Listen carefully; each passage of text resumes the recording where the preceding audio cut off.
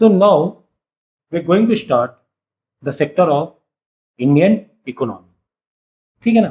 तो Indian chapter के नाम में देखो, चैप्टर के नाम से थोड़ा बहुत चैप्टर का टेस्ट मालूम पड़ जाता है कि चैप्टर किससे रिलेटेड हो सकता है। वो अप्रोच, वो नियत दिमाग में होनी चाहिए चैप्टर पढ़ने से पहले कि यार ये किसके बारे में चैप्टर हो सकता है। इंडियन इकोनॉमी की बात हो रही है और द सेक्टर ऑफ, यानी इंडियन इकोनॉमी जो खड़ी है, जो इंडियन इकोनॉमी का जो बेस है, जहाँ से ओवरऑल फाइनेंशियल बेस पूरा हो रहा है ना, इनकम हो रही है, बिजनेस हो रहा है, इंडस्ट्रीज है, नेशनल इनकम है ना, ये सब कहाँ से मिल रहा है? जीडीपी है, जीएनपी है, ये सब कहाँ से मिल रहा है? इंडियन इकोनॉमी को सारी चीज़ें कहाँ से मिल रही है? कहाँ कौन कौन लोग हैं, कौन कहाँ कहाँ कौन कौन सी फील्ड है जो इंडियन इकोनॉमी को बना रही, जो इंडियन इकोनॉमी को बना रही। तो वही है the sector of Indian economy. Indian economy के कहाँ कहाँ सेक्टर्स हैं या कहाँ कहाँ से स्टैंड हो रहा है। ठीक है ना। तो अब डेफिनेटली इतना बेसिक तो पता ही है यार कि हमारी कंट्री में इंडस्ट्रीज है, वह इंडियन इकोनॉमी का पार्ट है।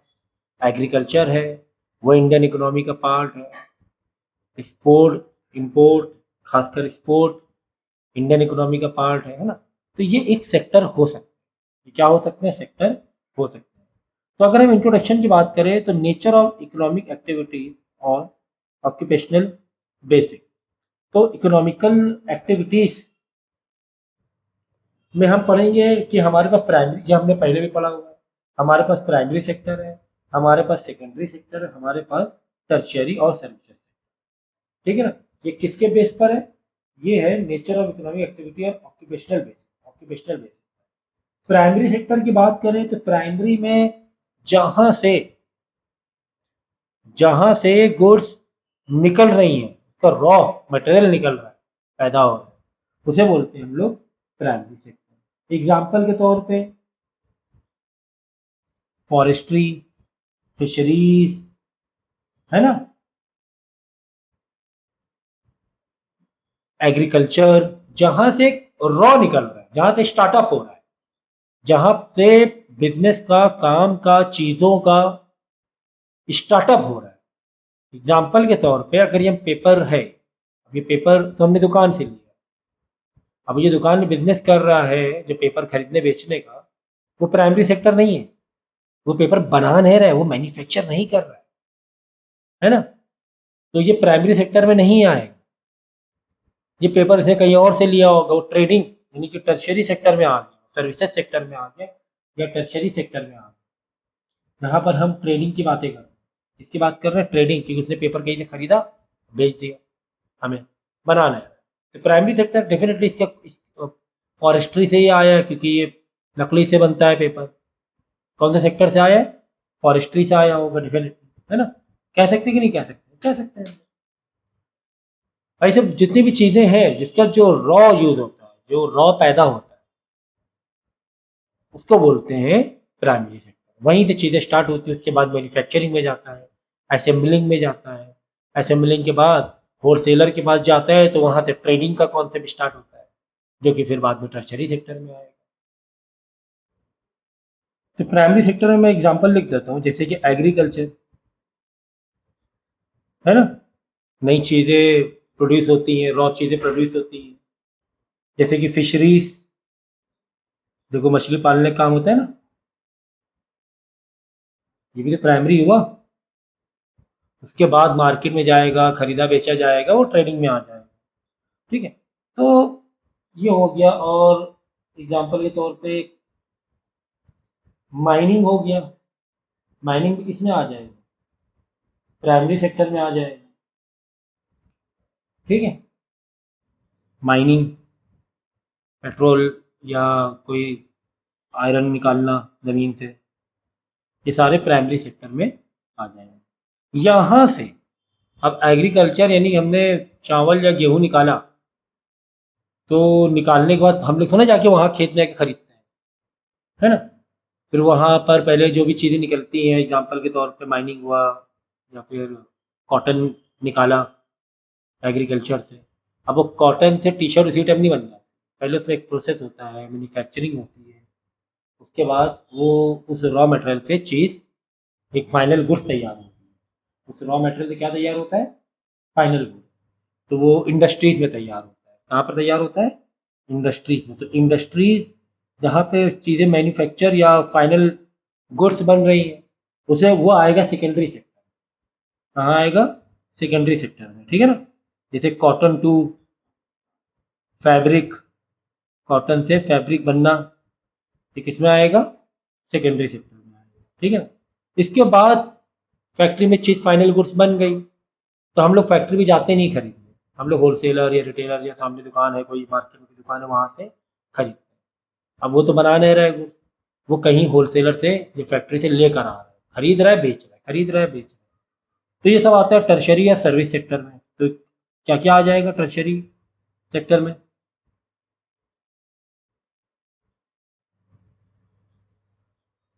सर्विसेज सेक्टर में ट्रेडिंग या फिर कम्युनिकेशन, हमें फ़ोन पे बात करते हैं हम लोग बिजनेस से रिलेटेड, कम्युनिकेशन एक सर्विसेज सेक्टर में आ गया। इतना बड़ा जियो है या एयरटेल है, ये सब बिजनेस जो कर रहे हैं, मैन्युफैक्चरिंग नहीं कर रहे। इन लोग क्या कर रहे हैं? सर्विस देकर बिजनेस या सर्विस देकर इनकम कर रहे हैं, इकोनॉमिक को सपोर्ट कर रहे हैं। होटल्स हो गया, होटल रेस्टोरेंट, ये सब क्या है? ये सब सर्विसेज सेक्टर में आए। इसमें आएगा होटल, टूरिज्म, ट्रेडिंग, ट्रांसपोर्ट।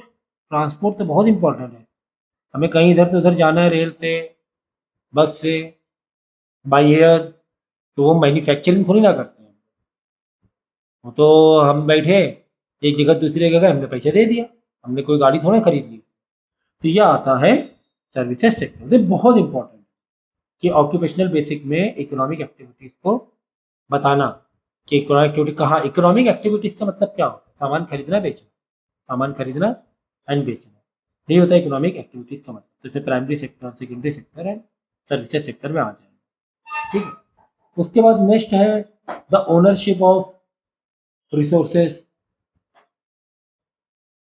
तो जैसे प्राइवेट सेक्टर है, प्राइवेट कंपनीज हैं, ठीक है ना, वो भी इकोनॉमिक को भाई हम लोग किस एक्सपेक्ट से पढ़ रहे हैं चीज़ों, हम लोग इंडियन इकोनॉमी मतलब कहाँ कहाँ से इनकम जनरेट हो रही, कहाँ कहाँ से बिजनेस बन रहा है, उसे बोलते हैं हम लोग सेक्टर ऑफ इंडियन इकोनॉमी। तो जहाँ जहाँ से बन रहा है वहाँ वहाँ सोचो तुम लोग, ठीक है। तो ओनरशिप ऑफ रिसोर्सेज की प्राइवेट सेक्टर है, कोई कंपनीज होल्ड किए हुए है, कंपनी का मालिक है, ठीक है। तो पब्लिक सेक्टर है या गवर्नमेंट कोई कंपनी है, ये होता है, वहाँ से इकोनॉमिक एक्टिविटीज़ होती है।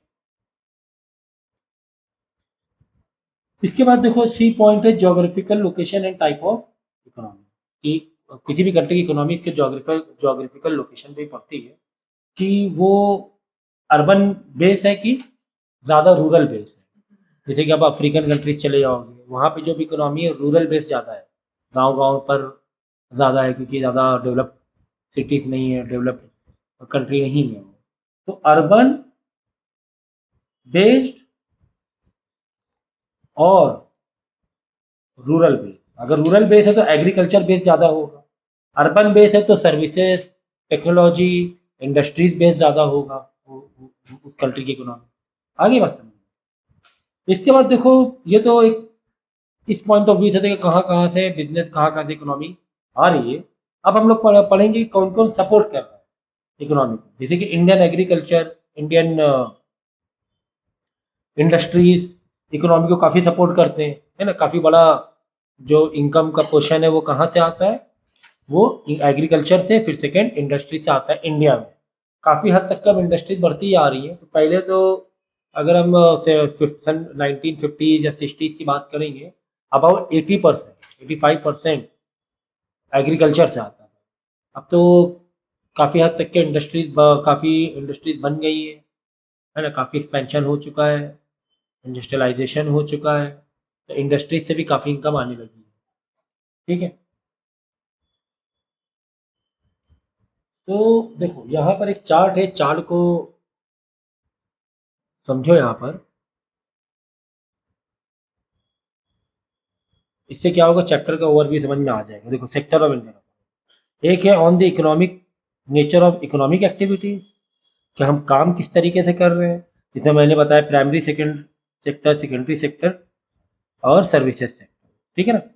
और on the basis of ownership, ownership की बात करेंगे तो कंपनीज जो है वो प्राइवेट सेक्टर है, पब्लिक सेक्टर है, मतलब गवर्नमेंट के हाथ में कुछ कंपनीज, कुछ इंडस्ट्रीज प्राइवेट सेक्टर के हाथ में है।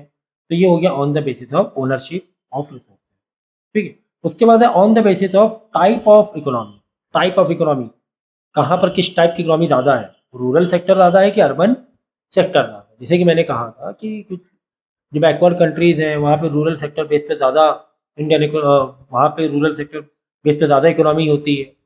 मेन जो इनकम का सोर्स होता है मैन्युफैक्चरिंग का या प्रोडक्शन का, जो प्रोड्यूसिंग का प्रोडक्शन का जो सोर्स होता है वो एग्रीकल्चर या रूरल सेक्टर होता है। और जहाँ पे टेक्नोलॉजी सर्विसेज बहुत है, टेक्नोलॉजी हाई है, मशीनरीज है, अर्बनाइजेशन है, वहाँ पे अर्बन सेक्टर से ज़्यादा इकोनॉमी आती है। तो ये यहाँ से आप चीज़ों को एक मैप चैप्टर के समझ सकते हो कि क्या हम लोग पढ़ रहे हैं, ठीक है। अगर हम ओपनली इंडियन एग्रीकल्चर की बात करें तो इंडियन एग्रीकल्चर एक बहुत बड़ा रोल प्ले करता है इंडियन इकोनॉमी को। Large share in national income में, जो नेशनल इनकम है हमारे कंट्री की, ओवरऑल जो इनकम है उसमें बहुत बड़ा रोल है, बहुत बड़ा स्केल है, बहुत बड़ा शेयर है इसका। सोर्स ऑफ एम्प्लॉयमेंट, लोगों को नौकरी देगा। भाई एग्रीकल्चर है तभी तो इंडस्ट्रीज चलेगी। अब जैसे कि शक्कर बनाने की इंडस्ट्री है, तुम शुगर केन दोगे तभी तो शक्कर बनेगी उससे, है ना। तो इंडस्ट्रीज को भी सपोर्ट करता है एग्रीकल्चर, जो कॉमन बात है। Provision of food grain, providing raw material to industrial sector, है ना, industrial sector raw material provide करना, और फूड ग्रेन हम लोग को खाना पीना देना एग्रीकल्चर देता है। Source of market for industries product, ठीक है ना, फॉर इंडस्ट्रियल प्रोडक्ट, जैसे कि मैंने कहा था कि इंडस्ट्रियल प्रोडक्ट के लिए मार्केट भी है, ये दोनों के एक दूसरे का वाइस वर्सा है।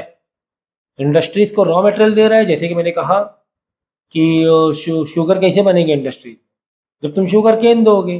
कपड़ा कैसे बनेगा इंडस्ट्री, जब तुम कॉटन दोगे। तो एग्रीकल्चर क्या पहुंचाएगा, कॉटन पहुंचाएगा, तो इंडस्ट्रीज में फिर वो चीज़ बनेगी, तभी वो मैन्युफैक्चर होगा। तो ये वाला पहले वाला पॉइंट हो गया agriculture to industries, agriculture to industries, ठीक है ना। और सेकेंड है source of market for industrial product.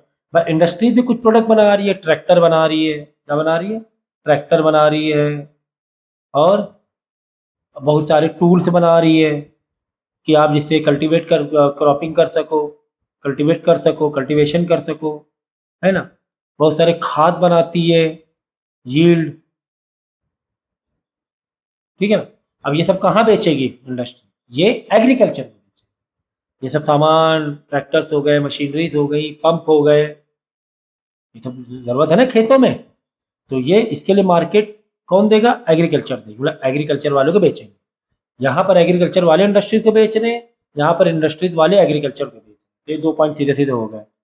Significant for trade and transport, भाई ट्रांसपोर्टेशन चल रहा है, एग्रीकल्चर सामान ट्रक और टेम्पो और ट्रैक्टर के थ्रू लाया जाता है, बड़े बड़े ट्रक के थ्रू लाया जाता है। इससे ट्रांसपोर्ट बिजनेस चल रहा है कि नहीं चल रहा है। तो एग्रीकल्चर ट्रेड और ट्रांसपोर्ट को भी सपोर्ट करता है। ट्रेड, सामान खरीद के बेचना, एग्रीकल्चर प्रोडक्ट पैदा हुए, टमाटर पैदा हुए, उसे खरीद के बेचा जाता है। तो जो खरीदने बेचने वाला है वो खेतों में जाएगा या बड़े बड़े गोडाउन में जाएगा, वहाँ से खरीदेगा, बाद में मार्केट में आके बेचेगा। तो ट्रेडिंग को भी सपोर्ट कर रहा है एग्रीकल्चर। तो कितने का सपोर्ट कर रहा है, नेशनल इनकम में सपोर्ट कर रहा है, एम्प्लॉयमेंट, लोगों को नौकरी देने सपोर्ट कर रहा है। इंडस्ट्रीज का वाइस वर्सा, इंडस्ट्री को ये सामान बेचेगा, सामान इंडस्ट्री इसको सामान बेचेगी, दोनों एक दूसरे के लिए मार्केट तैयार है, ठीक है ना। प्रोविजन फॉर फूड ग्रेन, हम लोग को खाना पीना, एग्रीकल्चर तो मेन है यार। उसके बाद significant for trade and transport, फिर sources of labour supply, labour supply का सोर्स है। फिर earner for foreign exchange, foreign, बाहर भी तो हम लोग एक्सपोर्ट करते हैं, हम लोग बाहर भी तो एक्सपोर्ट करते हैं ना, नहीं करते, एग्रीकल्चर करते हैं, फ्रूट्स होते हैं, फूड ग्रेन्स होते हैं, जो बाहर हम लोग क्या करते हैं, एक्सपोर्ट करते हैं, हमें बाहर का पैसा मिलता है, ठीक है ना। आगे बात समझ में।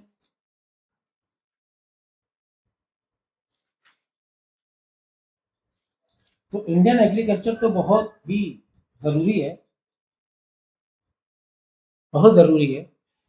कंट्री में बैलेंस बना के रखने के लिए, इकोनॉमिक बैलेंस बना के रखने के लिए एग्रीकल्चर का होना, हम लोग सोचे सिर्फ इंडस्ट्रीज ही करें, सिर्फ इंडस्ट्रीज फैलाए, इंडस्ट्रीज फैला लिया बहुत। अब इंडस्ट्रीज को जो सामान, जो रॉ मटेरियल कौन देगा? वो तो एग्रीकल्चर देगा ना, ठीक है ना। फिर देखिए इसी पर पॉइंट है कि एग्रीकल्चर के प्रॉब्लम्स क्या क्या है। एग्रीकल्चर प्रॉब्लम बेस पर, ये तो हमने अच्छी अच्छी बातें करनी है अभी। अभी कितनी बहुत प्यारी प्यारी बातें की, भाई एग्रीकल्चर से ये है, एग्रीकल्चर वो हो रहा है। क्या कुछ प्रॉब्लम भी है एग्रीकल्चर में? हाँ सर, प्रॉब्लम भी होती है। जैसे लो ग्रोथ रेट है, अगर इंडिया की बात करें कि ग्रोथ रेट है जो पीरियडिकली क्रॉपिंग होती है, या जिस ज़मीन पे जो भी उगाया जाता है, कल्टीवेट किया जाता है, वो इतना अच्छा कल्टीवेशन नहीं होता है, क्योंकि हमारे पास अच्छे यील्ड या अच्छे टेक्निक नहीं है कल्टीवेशन करने की। तो जो ग्रोथ रेट है, और ज़मीनें छोटे छोटे पार्ट में बटी हुई हैं, जब ज़मीनें छोटे छोटे पार्ट में बटी होती हैं, भाई एक फैमिली में बड़ी ज़मीन थी, उसके बच्चे में हिस्सा बढ़ गया, उससे बच्चे और हिस्से बढ़ गए, तो लोगों में छोटी छोटी छोटी ज़मीनें आ गई। जब ज़मीनें छोटी छोटी होती हैं तो ग्रोथ रेट क्या हो जाता है, अपने आप लो हो जाता है, प्रोडक्टिविटी क्या हो जाती है, लो हो जाती है, ठीक है ना। प्रोडक्टिविटी लो हो जाती है, pressure of population on land, बहुत प्रेशर है, बहुत ज़्यादा ही, बार बार बार कोशिश की जाती है जल्दी जल्दी से, हम टाइम पूरा भी नहीं होने देते, प्रोसेस पूरा भी नहीं होने देते, नए बीज लगाने लगते हैं, क्योंकि डिपेंड बहुत है, पॉपुलेशन बहुत ज़्यादा है, ज़रूरतें हैं इतनी, ठीक है। लैंड टेन्योर सिस्टम, एक ये प्रॉब्लम है। ये सब प्रॉब्लम्स है, लैंड टेन्योर सिस्टम बहुत इंपॉर्टेंट पॉइंट है प्रॉब्लम ऑफ इंडियन इकोनॉमी का, problem of Indian agriculture. Land tenure system ये होता है कि बड़े बड़े जो होते हैं ज़मींदार, वो क्या करते हैं, ज़मीन उनके पास रहती है, किसानों को बांट देते हैं, बोलते हैं भाई तुम्हें खेती हो या ना हो, हमें हमारा ये टैक्स या हमारा इतना पैसा चाहिए या हमारा रेंट चाहिए, जो भी, ठीक है। तो लैंड टेन्योर सिस्टम बहुत बेकार है, तो किसानों को बहुत कम पैसों से खेती करनी पड़ती है, उनके पास ज़मीन अपनी होती नहीं ना, वो गिरवी रख देते हैं, उनके पास वही 4 महीने बाद अनाज निकलेगा, 4 महीने क्या खाएंगे, ज़मीन गिरवी रखकर वो खुद ही अपनी ज़मीन पे नौकर बन जाते हैं। तो ये लैंड टेन्योर सिस्टम बहुत खराब है। अनइकोनॉमिक होल्डिंग, उसका ट्रेडिशनल आउट मॉडल टेक्निक, बहुत पुराने पुराने टेक्निक से कल्टीवेशन किया जा रहा है। इन एजुकेट इरीगेशन, इरीगेशन नहीं है हमारे पास सही, बारिश का कोई टाइम नहीं है, कभी अचानक बहुत ज़्यादा हो जाती है तो भी फसल खराब हो जाती है, नहीं होती है तो भी खराब हो जाती है, ठीक है। तो बारिश हमारे यहाँ दिक्कत है, वाटर फैसिलिटीज़ उतनी नहीं है, जो कैनल्स बनाए जाते हैं जो बाहर कंट्रीज़ में पानी प्रॉपर देने के लिए, पानी स्टोरेज के लिए, वो हमारे यहाँ दिक्कत है। इन एजुकेटेड मार्केटिंग, मार्केटिंग फैसिलिटी अच्छी नहीं है। अब जो छोटे छोटे दूर दूर गांव हैं, वहाँ से जो भी खेती होती है, जो भी कल्टीवेशन होता है, क्रॉप्स होती हैं, वो जल्दी पहुँच नहीं पाती मेन मार्केट में, सही रेट नहीं मिल पाते हैं। इन क्रेडिट फैसिलिटी, बैंक से लोन चाहिए किसानों को, तो सही टाइम पर नहीं मिलता है, सही रेट पर नहीं मिलता है, इससे किसान और कर्जे में डूब जाते हैं। Large magnitude of agriculture labourers, फिर लो इनकम। तो ऊपर के जो भी 6-7 पॉइंट हैं जो शुरुआत में मैंने बताए थे, मेन तो क्या है, लो ग्रोथ रेट। सुन लो, अगर प्रॉब्लम ऑफ इंडियन आता है एग्जाम में, problem of Indian agriculture marking कर लेना, low growth rate, low level productivity, ये 2 पॉइंट मेन है, ये लिखना। लैंड टेन्योर सिस्टम बहुत ही मतलब बड़ी प्रॉब्लम है। फिर traditional out model technique, inadequate irrigation facility, marketing facility, inadequate credit facility, ठीक है ना। ये 5-6 पॉइंट प्रॉब्लम में तुम लिख सकते हो। और pressure of population on land,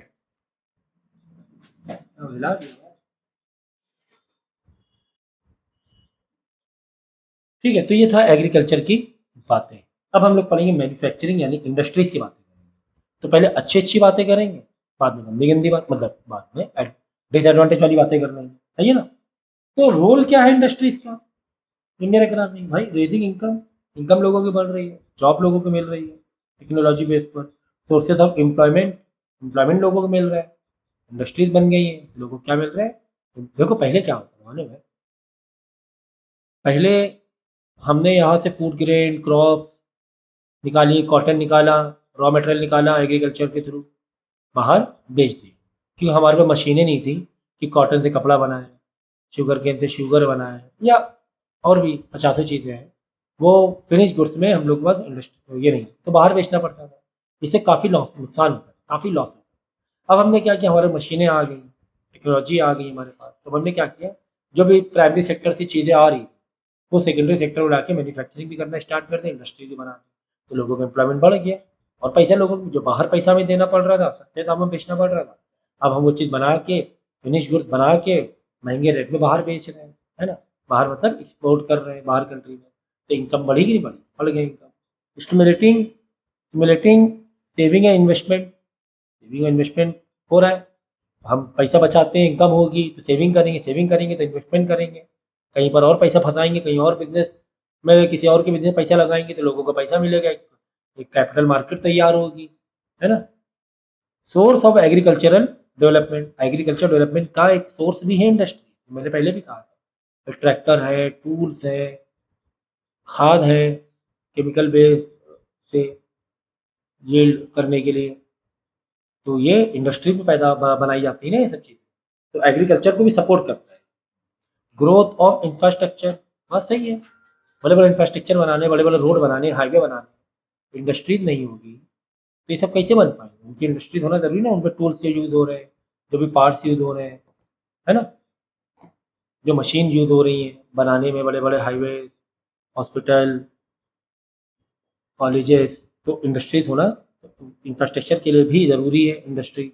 meeting high income demand, increase high income demand, मतलब हमें ज़्यादा पैसा चाहिए, ज़्यादा इनकम चाहिए, तो इंडस्ट्रीज हम डालें तो हमें ज़्यादा इनकम होने हमारी डिमांड पूरी होती है। Increase range of product, industry जितनी ज़्यादा रहेंगी, अभी देखो पहले पेन 2 ही 3 टाइप के आते थे, कितने सारे पेन आ गए, इतने टाइप के पेन आ गए, अलग अलग अलग अलग, जेल वाला पेन भी आ गया, बाद में ग्लिटर वाला भी पेन भी आ गया, बहुत सारी चीज़ें आ गई, तो काफ़ी वैराइटीज़ के प्रोडक्ट बनने लगे। हायर एक्सपोर्ट कैपेबिलिटीज़, फिर बाद में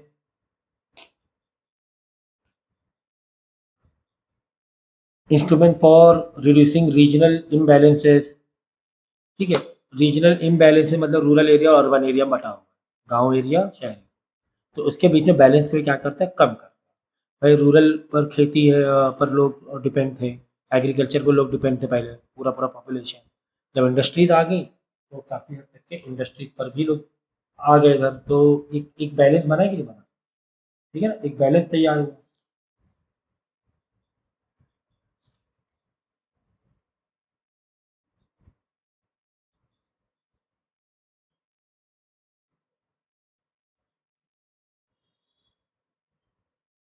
स्पोर्ट है, हाई एक्सपोर्ट कैपेबिलिटी, जितनी ज़्यादा हमारे पास इंडस्ट्रीज होंगी हम एक्सपोर्ट करेंगे, अगर मोबाइल हम खुद ही अपनी कंट्री में मैन्युफैक्चर करने लगे तो बाहर एक्सपोर्ट नहीं करेंगे, और काफ़ी सारी चीज़ें एक्सपोर्ट करते भी हैं, क्योंकि अगर हम कंपेरेटिवली बात करें चाइना और इंडिया की, तो चाइना बहुत बड़ा एक्सपोर्टर हो जाता है, फिर अगर इंडस्ट्रीज बेस की बात करें कि बहुत मशीन, बहुत टेक्नोलॉजी है उसके पास, ठीक है, तो वैसे हमें भी करना है, ज़्यादा से ज़्यादा इंडस्ट्री डालनी है हाई लेवल टेक्नोलॉजी पर, जिससे कि हम एक्सपोर्ट ज़्यादा करें, एक्सपोर्ट ज़्यादा करेंगे तो इकोनॉमी, इंडियन इकोनॉमी बढ़ेगी।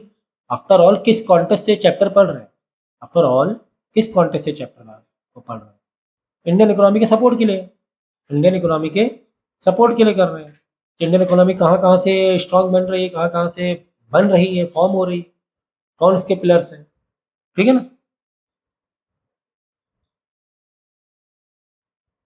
फिर utilisation of natural resources, natural resources को यूटिलाइज करेंगे इंडस्ट्री, ऐसे कोई स्टील की इंडस्ट्री है, स्टील के अलावा आयरन चाहिए, आयरन क्या है, नेचुरल रिसोर्स है, ज़मीन में हमारा आयरन है, इस्तेमाल ही नहीं हो रहा था, अब हमने क्या किया, इस्तेमाल करना शुरू कर दिया, है ना, तो नेचुरल रिसोर्सेज का ये यूटिलाइज करता है, इस्तेमाल करता है। सोर्सेज ऑफ मॉडर्नाइजेशन, हम जितने मॉडर्न हो गए आजकल, मोबाइल है हाथ में, बड़ी बड़ी गाड़ी है, एसी है घर में, तो इसके लिए कौन मेन रोल प्ले कर रहा है, इंडस्ट्रीज, इंडस्ट्रीज, मॉडर्नाइजेशन के लिए रिसोर्स है। फिर ensuring national security is very important, जो भी वेपन्स हैं, टेलीकॉम है, कम्युनिकेशन सिस्टम है, अपने कंट्री का डिफेंस सिस्टम है, एयरफोर्स, नेवी, शिप्स, बड़े बड़े मशीन गन, टैंक, ये सब कहाँ बनते हैं, इंडस्ट्री से बनते हैं, तो ये भी अच्छा पॉइंट है। तो कुल मिला के income raise, source of employment, growth of infrastructure, source of agriculture, फिर इंक्रीज रेंज ऑफ प्रोडक्ट, ये सब इंपॉर्टेंट पॉइंट है। एक्सपोर्ट कैपेबिलिटीज को बढ़ाना, यूटिलाइजेशन ऑफ नेचुरल रिसोर्सेज और instrument for regional imbalances, reducing regional imbalances, ये भी इंपॉर्टेंट पॉइंट है कि लोग एग्रीकल्चर पे छोड़ के अब इंडस्ट्रीज पर भी आ गए, लोगों को वहाँ से भी एम्प्लॉयमेंट मिल रहा है। तो ये 7-8 पॉइंट लिख सकते हैं।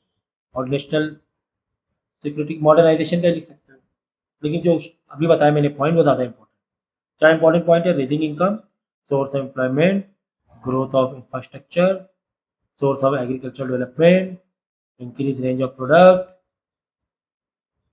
फिर utilisation of natural resources, sources of modernization, ये पॉइंट लिख सकते हो आप। ठीक है, उसके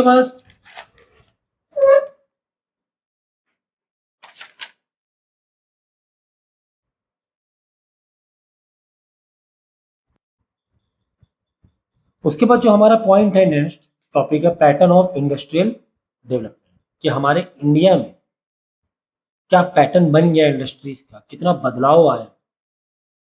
पहले इंडस्ट्रीज कैसे थी, अब कितना बदलाव आ चुका है। एवरी 5 ईयर्स जो प्लान होता है अपने कंट्री में, 5 ईयर्स प्लानिंग, उसके अंडर में नए नए बजट और नए नए प्रोजेक्ट तैयार किए जाते हैं इंडस्ट्रीज को सपोर्ट देने, इंडस्ट्रीज को ग्रोथ करने। तो लिखा हुआ development of heavy and capital goods industries, बड़े बड़े हैवी और कैपिटल गुड्स इंडस्ट्रीज हमने डेवलप किए हैं, है कि नहीं। बड़े बड़े स्टील के प्लांट हैं हमारे पास, पेट्रोलियम प्लांट हैं, रिफाइनरीज प्लांट हैं, क्योंकि इंजीनियरिंग गुड्स बनाते हैं हम लोग, ठीक है ना। गाड़ियाँ, मोटर व्हीकल, वो भी हम लोग मैन्युफैक्चरिंग करने लगे। तो ये सब हैवी इंडस्ट्रीज है कि नहीं, ये सब कोई छोटी मोटी इंडस्ट्री नहीं है। Growth of consumer durables, consumers जो भी ये हैं कंज्यूमर बेस्ड चीज़ें हैं, उसमें काफ़ी ग्रोथ हुआ है। हर घर में आज एसी है, फ्रिज है, गाड़ियाँ हैं, तो ये ग्रोथ हुआ है इसका, अच्छी quality. Growth of public sector में ग्रोथ हुआ है, गवर्नमेंट के हाथ में जो कंपनीज हैं, रेलवेज है, और भी अलग अलग जो सेक्टर्स हैं, बड़े बड़े स्टील प्लांट भी गवर्नमेंट के हाथ में है। तो इसमें क्या हुआ, ग्रोथ हुआ, ठीक है। Growth of small scale and medium enterprise में छोटे छोटे जो टाइप की इंडस्ट्रीज हैं, एग्जाम्पल के तौर पे बहुत सारे, जैसे कि बर्तन हो गए घर के, उनको बनाना है, तो ये जो स्मॉल स्केल और मीडियम स्केल की इंडस्ट्रीज हैं, ठीक है ना। प्लास्टिक की बाल्टी हो गई, प्लास्टिक के सामान हो गए, ये सब स्मॉल स्केल और मीडियम स्केल में आते हैं, तो इसमें भी ग्रोथ हुआ है। तो ये सारी अच्छी अच्छी बातें हो गई हैं, एडवांटेजेस हो गए। अब इंडस्ट्री, हमारे जो इंडस्ट्रीज का ही, इंडियन इंडस्ट्रीज का प्रॉब्लम की बात करेंगे, डिसएडवांटेज की, कहाँ कहाँ पे चीज़ें कमी, कहाँ कहाँ पर कमियाँ हैं।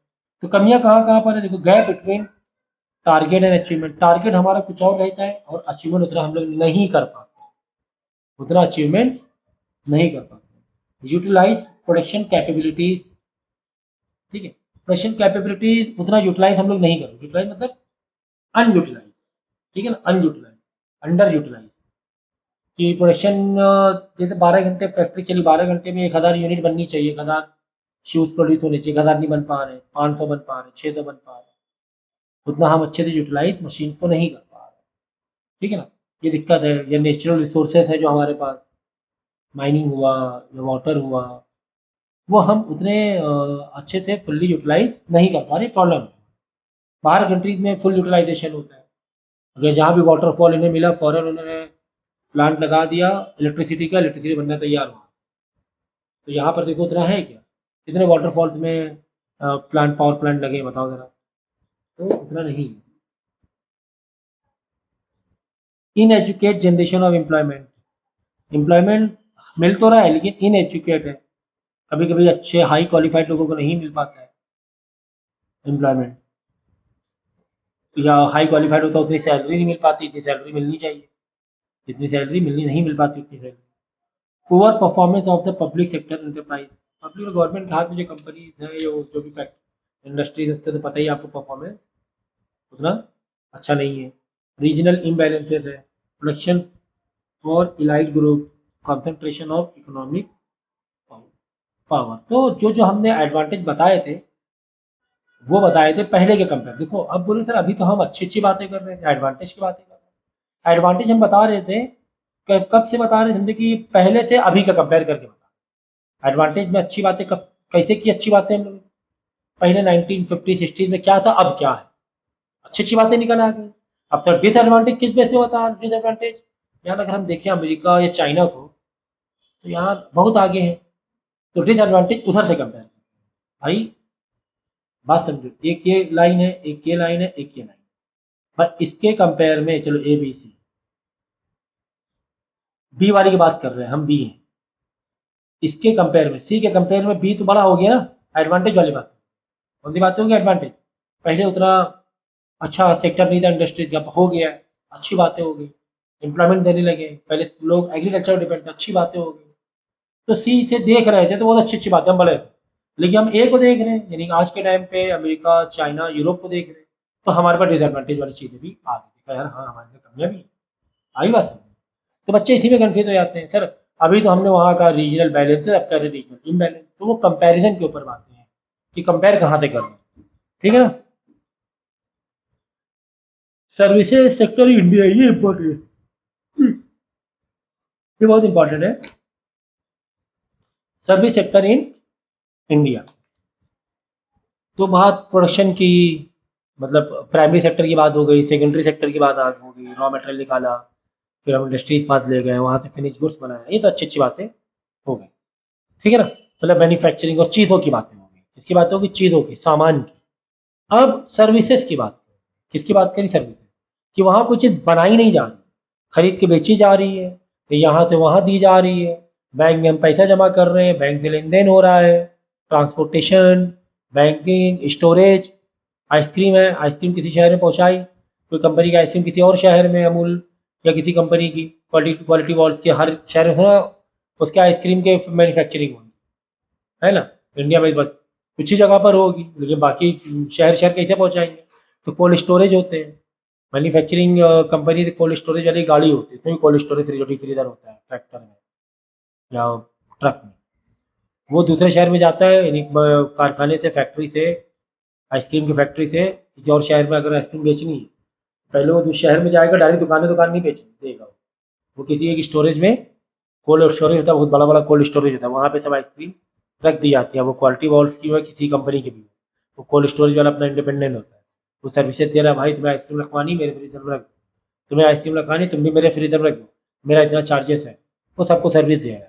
अपना खुद का भी हो सकता है कंपनी, भाई वो बात अलग है। उसके बाद यानी कि स्टोरेज हमें चाहिए, उसके बाद तो दुकान दुकान में पहुँचाया जाता है गाड़ियों के लिए, वो तो फिर बात की बात है ना।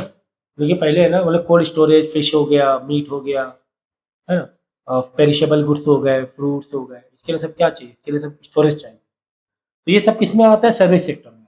सब किस में आता है, तो ट्रांसपोर्ट हो गया, स्टोरेज हो गया, कम्युनिकेशन, फ़ोन में हम लोग बात कर रहे हैं, इसके बिना बिजनेस कर सकते हैं क्या, नहीं कर सकते हैं, इसके बिना बिजनेस नहीं कर सकते हैं। तो ये चीज़ें थी इसकी सर्विस सेक्टर की। तो ट्रांसपोर्ट का कितना बड़ा रोल है यार इंडियन इकोनॉमी, बहुत बड़ा रोल है। ट्रांसपोर्ट ना हो तो कोई सामान इधर से उधर कैसे पहुँचे, कोई इंडस्ट्री चल ही नहीं पाएगी। किसी इंडस्ट्री में कोई गुड्स बनानी है, उसे रॉ मटेरियल भी चाहिए, उसे केमिकल भी चाहिए, उसे टूल्स भी चाहिए, उसे मशीन भी चाहिए, वो अलग अलग जगह से चाहिए। वो तो आएगा ट्रांसपोर्ट से, फिर बाद में सामान बनाएगा, अब बेचने के लिए भी अलग अलग अलग जगह, मतलब ये इंडस्ट्री है। इधर से कुछ सामान लिया, इधर से कुछ सामान लिया, इधर से कुछ मशीन ली, इधर से कुछ लिया, बनाया बनाया बनाया, सामान बनाने के बाद फिनिश गुड बनाया, ये शहर में बेचा, ये शहर में बेचना है, ये शहर में बेचना है उसे, है ना। तो ट्रांसपोर्ट तो चाहिए यार, है ना। तो ये बहुत बड़ा ट्रांसपोर्ट रोल प्ले करता है इंडस्ट्रीज और एज वेल एज एग्रीकल्चर की। अब तुमने टमाटर निकाल के रख दिए खेत में, टमाटर ये तुम पहुंचाओगे नहीं ट्रांसपोर्ट के थ्रू, सब नहीं आएंगे गाँव में। तो ये सारी चीज़ें पढ़ लेना ईजी है। रोल ऑफ कम्युनिकेशन देखो, कम्युनिकेशन सर्विस का, कम्युनिकेशन हम लोग फ़ोन पे बात कर रहे हैं, इंटरनेट पे ईमेल ऑर्डर करना, ये सब सोर्स ऑफ इंफॉर्मेशन है। एक्सपेंशन ऑफ मार्केट, मार्केट बढ़ती है इससे, हम लोग इंटरनेट से कितनी सारी चीज़ें अब करने लगे। फंड मोबाइल होता है, फंड एंड ट्रांसफर करना है, पैसे ट्रांसफर करने तो मोबाइल के थ्रू हो रहा है कि नहीं, और कम्युनिकेशन के through. Facilitation of the flow of government information बहुत सारी होती है, वो भी कम्युनिकेशन के थ्रू ही होगा। हेल्पफुल इन नेशनल इंटीग्रेशन, ठीक है ना, नेशनल सिक्योरिटी इंटीग्रेशन के लिए भी कम्युनिकेशन होना बहुत ज़रूरी है ना। हमारी सिक्योरिटीज़ के लिए, कंट्रीज़ के लिए कम्युनिकेशन नहीं होगा, बताइए। डिफेंस के पास, आर्मी, नेवी, इनके पास कम्युनिकेशन कितना स्ट्रॉन्ग होता है कि नहीं। Role of banking and insurance, banking यार ये तो पता ही है कि instrument for mobilization of saving of capital formation, capital मतलब भाई बैंकिंग के थ्रू तो भाई बैंक में हमने पैसा रखा, हमारा पैसा अपने आप बढ़ता कैसे रहता है, आप बोलो सर बैंक का क्या फ़ायदा है। बैंक के पास हमने 1 लाख रुपये रखा, बैंक ने 1 लाख रुपये वापस दे दिया हमें, उल्टा और 2, 4, 500, 1000 रुपये ज़्यादा ही दे दिए। जबकि बैंक जगह भी इतनी महंगी है, बैंक की, बैंक इतने एम्प्लॉयज़ हैं बैंक के, इतनी मार्केटिंग कर रही है बैंक, लाख करोड़ों रुपए खर्चा कर रही है, बड़ी बड़ी बैंक, एटीएम भी लगाए हुए जगह जगह पर। और यार हमने पैसा, उल्टा मेरा पैसा रख रही है, सिक्योरिटी भी ले रही है, भाई पैसा रखो, सेव है तुम्हारा, जब चाहे तब ले लो। ये कैसे हो रहा है, ये काम कैसे हो रहा है बैंक का। तो ये अक्सर बच्चों में एक बहुत बड़ी क्यूरियोसिटी होती है। तो बैंक का एक बहुत बड़ा रोल होता है mobilisation of saving and capital formation. भाई हमने पैसा रखा, लाखों रुपए, लाखों पब्लिक है, लाखों पब्लिक है, हज़ारों अकाउंट है, अलग अलग बैंक में हज़ार उसके हज़ार उसके हज़ार, ऐसे लाखों अकाउंट है। क्या कोई एक बैंक ले लो, चलो यार एचडीएफसी ले लो, ठीक है। अब एचडीएफसी बैंक के पास 1 लाख कस्टमर है, समझो, हाँ 1 लाख लोगों का पैसा है, किसी का 50,000 भी, किसी का 1 करोड़ भी है। तो यार ये तो इतनी सर्विसेज दे रही है बैंक, एम्प्लॉयज़ को पैसा भी दे रही है, सैलरी भी दे रही है उसके बदले, और हमारा पैसा, हमारा कोई चार्जेस भी नहीं काट रही है कि भाई तुम पैसा मेरा अगर, अब उल्टा पीछे पड़ रहे थे, हमारी बैंक अकाउंट खोलो, हमारी बैंक अकाउंट खोलो, पीछे पड़ रहे थे उल्टा, है ना। ऐसे कोई दूसरा सेक्टर पीछे रहता है क्या, कि हमारी गाड़ी में बैठो, हमारी कार में बैठो, अच्छा हम तुम्हें छोड़ दें लखनऊ, हम तुम्हें छोड़ दें दिल्ली, मेरे एरोप्लेन में बैठो, फ्री में बैठो, फ्री में बैठो। लेकिन बैंक वाले क्यों बोलते हैं, भाई पैसा रखो, हम तुम्हें सर्विस दे रहे हैं। वो क्या होता है मालूम, बैंक में आपने जो भी पैसा रखा, तो बैंक क्या करती है, लोन मार देती दूसरे को। अब इसमें बैंक का क्या फायदा, तो बैंक तुम्हारा पैसा रखेगी, समझो कि एग्जाम्पल में 2% है, तुमने 1 लाख रखा, 1 लाख पे तुम्हें 2% देगी, 2,000। लेकिन बैंक क्या करेगी, 12% पे दूसरों को दे देगी, पैसा है वो। तो बैंक, जो तुम पैसा रखते हो, बैंक अपने पास रखती नहीं है एक्चुअली, वो फौरन पैसा बांटा जाता है, फौरन। इसीलिए देखो लोन वाले भी पीछे पड़े रहते हैं, अक्सर बैंक से फोन आएगा, भाई लोन ले लो, लोन ले लो, इधर कहा जा रहा है अकाउंट खोल लो, अकाउंट खोल लो, उधर क्या है, लोन ले लो। तो ये जो बीच की जो मीडियम है, ये बीच में 10% की बचत है, वो 10% की बचत अरबों रुपए में होती है, अरबों रुपए में अगर पूरा पैसा मिला दिया। तो सर हमारा पैसा अगर बैंक ने लोन दे दिया, और हमें तो जब चाहिए तब पैसा मिल जाता है, तो इतनी एक बैकअप रहता है, इतना बैकअप रहता है। भाई तुम पैसा मांगोगे, उसके बाद तो 1 लाख अकाउंट है, 1 लाख में थोड़ा, हाँ अगर 1 लाख लो, ये बात समझो, बैंक नहीं बोलते बैंक कोलैप्स होगी, अक्सर सुना हो, यस बहुत सारी बैंकें हुई हैं कोलैप्स हो जाती हैं, उनका दिवालिया निकल जाता है, कोलैप्स हो जाती है बैंक की। होता क्या मालूम है, जैसे 1 लाख लोगों का अकाउंट है, लोगों ने पैसा रखा हुआ था अपने पास अपनी सेफ्टी का, चलो ठीक है यार बैंक में रखें, कभी हमें कहीं ज़रूरत पड़ती, कभी कहीं ज़रूरत, हमने निकाल लिया। अब इनका बैंक जाकर भरोसा उड़ जाए, यार ये बैंक बंद होने वाली है, तो ये 1 लाख लोग एक बार में अगर पैसा खींच लें, निकाल लें, तब तुम्हारा बैंक वो डूब जाएगी, सिंक कर जाएगी, सिंकिंग बोलते हैं, ठीक है, डूब जाएगी। पहले क्या होता था, 1 लाख लोगों ने पैसा रखा था, 1 लाख में एट ए टाइम 10-15 हज़ार लोग पैसा ले रहे, निकाल रहे, बाकी 80-85 हज़ार का पैसा था ही, मतलब है ना, कभी किसी ने निकाला, तो कभी किसी ने निकाला, उसने रख दिया, तो ये तो चीज़ें चलती थी। तो मतलब इतना रेशियो था, क्या क्या मिनिमम रेशियो भी होता है कि इतना मिनिमम रेशियो होना चाहिए, लेकिन एक बैकिंग के लिए बता रहे हैं कि कम से कम 70-80% एक्स्ट्रा रहता है उस टाइम, 25-30% का ही पैसा, समझो लोन में 25-30% ही लोग हो सकता हो कि पैसा वापस निकाल रहे हो एट ए टाइम, लेकिन बाकी 75-70% का पैसा बैंक में रहता ही है। तो वो सब बैंक है ना लोन बांटे रहते हैं, बैंक का लोन नहीं, अगर बैंक लोन ना बांटे ना, तो भी बैंक डूब जाएगी, ये भी समझो। तुम्हारा पैसा रखा बैंक ने करोड़ों रुपए, अब बैंक वो पैसे को बैंक यूटिलाइज नहीं कर पा रही, कहाँ से अपने एम्प्लॉयज़ को वो सैलरी देगी, कहाँ से रेंट देगी। इतने बड़ा प्रेमाइसेस लेते हैं बैंक वाले, अक्सर रेंट में होता है वो, लाख 2-2 3-3 लाख 4-4 लाख रेंट होता है महीने का, मार्केटिंग ये बहुत तमाम खर्चे हैं, है ना। कंप्यूटर सिस्टम होता है पूरा, एटीएम्स है, पूरा सिस्टम होता है। तो बैंक का लोन देना भी ज़रूरी है, बैंक का लोन देना भी ज़रूरी है। लेकिन वो लोन ऐसे नहीं कि बस तुम गए और बाहर खड़े हो गए और लोन खींच के लोन दे दिया। वो इस बेस पे लोन देंगे कि यार हमें पैसा वापस मिल जाए, क्योंकि वो पैसा दूसरे का होता है ना, तो सारी वो अपनी जांच पड़ताल करेंगे। तो लोन का सोर्सेस है एडवांस लोन, मतलब लोन देना, एडवांस मतलब लेना, लेने देने का सोर्सेस है लोन और एडवांस मतलब भाई लोन देती है, एडवांस देती है। असिस्टिंग द इंडस्ट्रियल सेक्टर को हेल्प करती है, बड़े बड़े लोन प्रोवाइड करती है, 20-20 करोड़, 50 करोड़, 100 करोड़, जाओ इंडस्ट्री खोलो।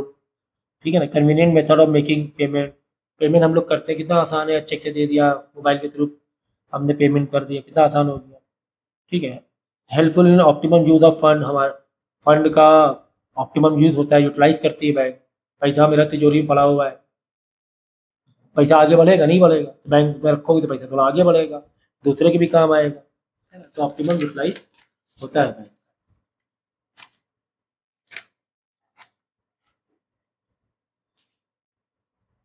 Assistance of public sector enterprise, public को प्राइवेट को हेल्प करती है बैंक लोन लेने देने में।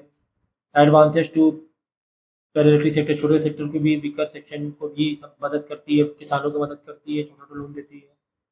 ठीक है ना।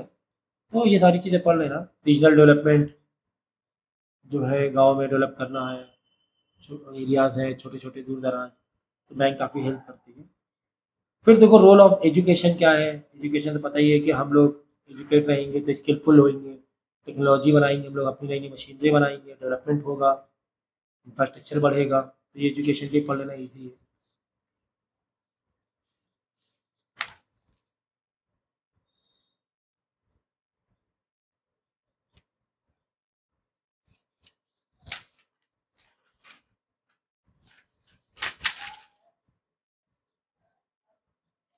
उसके बाद इम्पोर्टेंस में मेडिकल पब्लिक हेल्थ, यार मेडिकल और पब्लिक हेल्थ क्यों इम्पोर्टेंट नहीं है क्या, बहुत बड़ा रोल है ना।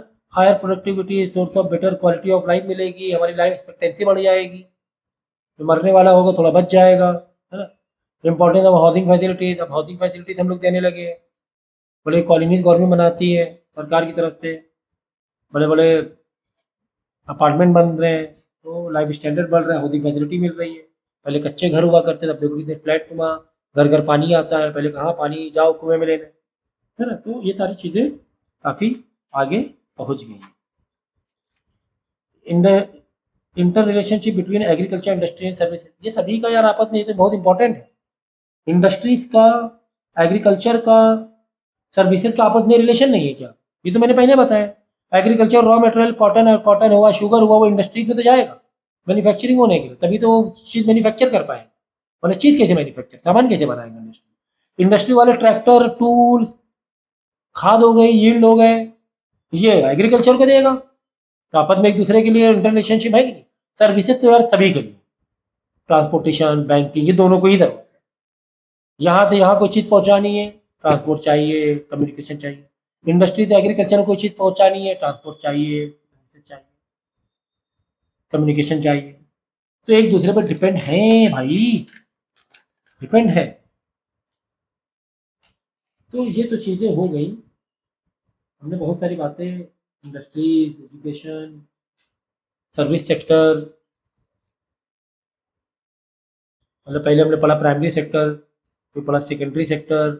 प्राइमरी में एग्रीकल्चर की चीज़ें पढ़ ली, एग्रीकल्चर हुआ, ठीक है ना। माइनिंग वाइनिंग में ज़्यादा नहीं गए हम लोग, फिशरीज में नहीं गए, पर एग्रीकल्चर को पढ़ा ज़्यादा। उसके सेकेंडरी में हमने इंडस्ट्रीज़ को पढ़ा, फिर थर्ड में हमने सर्विसेज सेक्टर को पढ़ा, ठीक है ना। ये सारी चीज़ें हमने पढ़ ली। ये तीन जो मेन थे, क्या तीन मेन थे बताओ, प्राइमरी, सेकेंडरी, टर्शियरी, तीन चीज़ें हमने पढ़ी। यहाँ से बहुत बड़ा रोल होता है इंडियन इकोनॉमी का को बनाने में।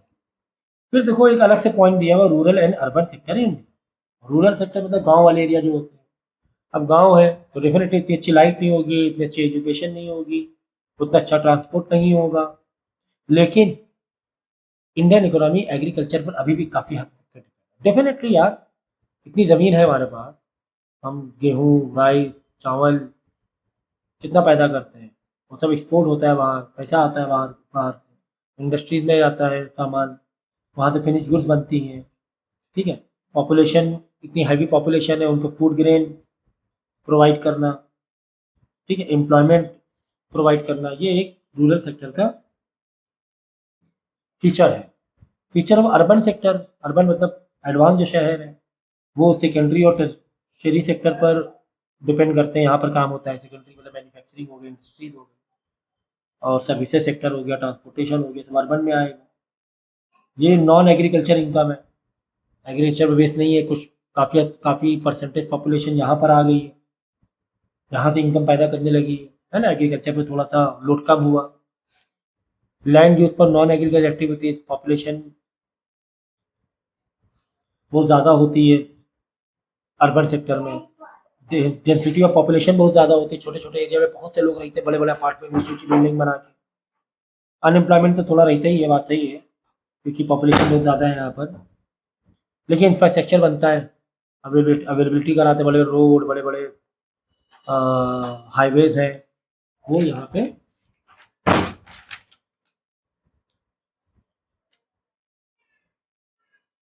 रहते हैं, ठीक है?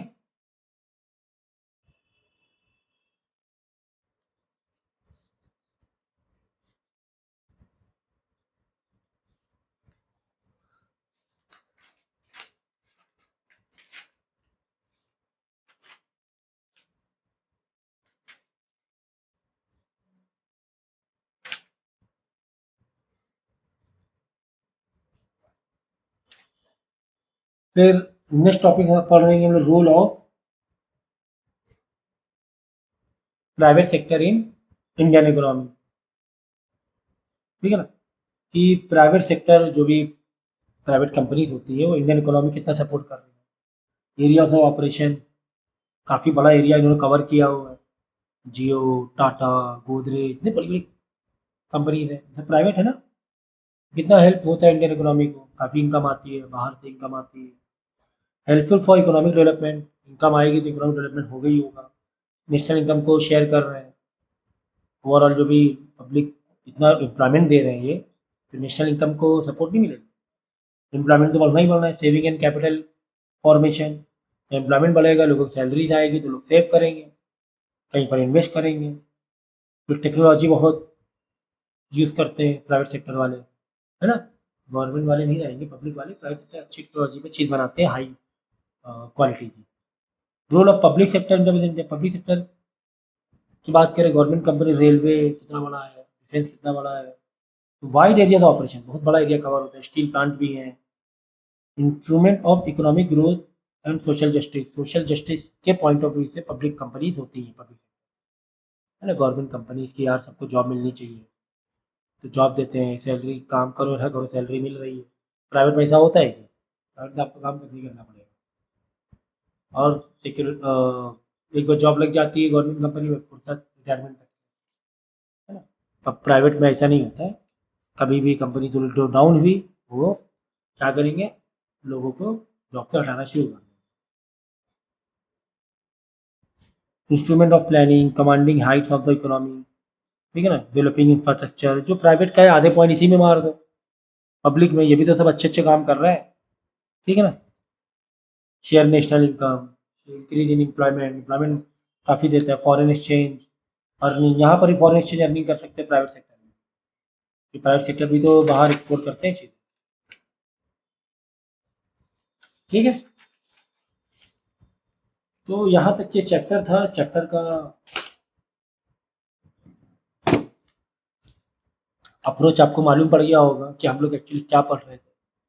बहुत सारी बातें हमने एग्रीकल्चर की बहुत सारी बातें हमने इंडस्ट्रीज की, बेसिकली यही दो मेनली पढ़ा, और एक हमारा सर्विस, ये तीन चीज़ में चैप्टर बटा हुआ है। बस वहीं पर अच्छी बातें बता दो, थोड़े डिसएडवांटेज बता दो, थोड़ी अच्छी बातें बता, थोड़ी डिसएडवांटेज बता दो, क्या रोल है इंडियन इकोनॉमी में, पॉपुलेशन, इंडियन इकोनॉमी, एम्प्लॉयमेंट, यहीं से सारे पॉइंट घूम रहे हैं, नेशनल इनकम, है ना? आप बोल रहे पब्लिक सेक्टर का एडवांटेज बताइए, रोल रोल बताओ, तो यही सब पॉइंट लगा देना, एम्प्लॉयमेंट देता है पब्लिक सेक्टर कंपनी, ये प्राइवेट सेक्टर में भी है, नेशनल इनकम में कंट्रीब्यूशन करते हैं, प्राइवेट सेक्टर में भी है।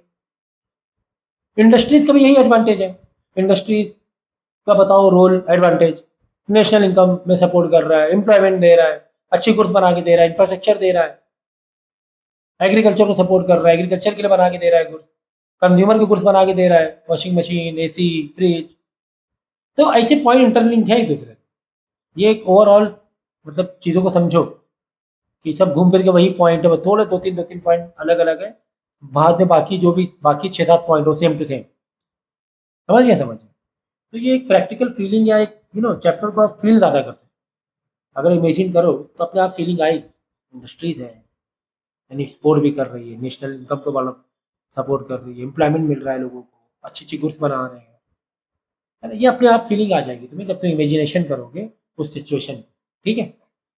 फिर भी अगर कोई डाउट हो तो पर्सनली हम आपके लिए अवेलेबल हैं, और बिना डाउट के कोई भी चैप्टर क्लियर नहीं माना जाएगा। आपको डाउट पूछने होते हैं तो आपको डाउट पूछना है। ठीक है?